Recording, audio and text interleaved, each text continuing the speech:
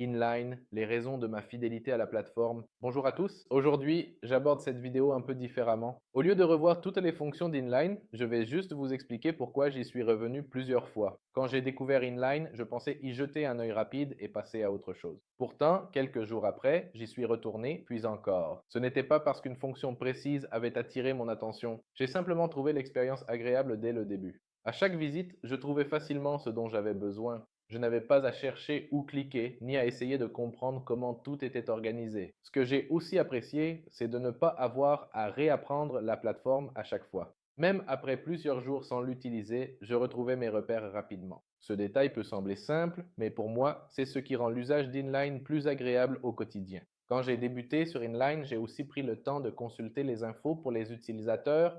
J'aime toujours voir si les explications sont claires ou si elles ne s'adressent qu'aux experts. Ici, j'ai trouvé que tout était assez lisible. J'ai regardé les types de comptes et les marchés accessibles, et là aussi, les infos étaient claires. J'ai aussi noté que l'approche globale d'Inline semblait assez structurée. Je n'avais pas l'impression d'être inondé d'infos, ce qui me va mieux qu'une interface trop chargée. J'ai aussi apprécié que l'assistance soit clairement disponible et accessible sur la plateforme. C'est quelque chose que je vérifie toujours avant d'utiliser un service régulièrement. S'il y a une chose que j'aimerais vraiment voir un peu plus souvent sur Inline, ce serait du contenu qui soit destiné en particulier aux débutants, pour les aider à bien démarrer. Quand on commence, un peu de contenu supplémentaire est toujours le bienvenu. Au final, quand je pense à mon expérience avec Inline, je ne pense pas à un outil en particulier. Ce que je retiens surtout de cette expérience, c'est que l'usage m'a vraiment paru tout à fait naturel, ce qui, il faut bien le dire, n'est malheureusement pas le cas partout, loin de là.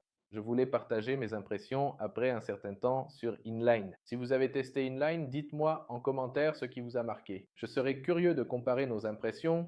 Merci d'avoir regardé la vidéo. N'hésitez pas à liker et à vous abonner et on se retrouve très vite pour une nouvelle vidéo.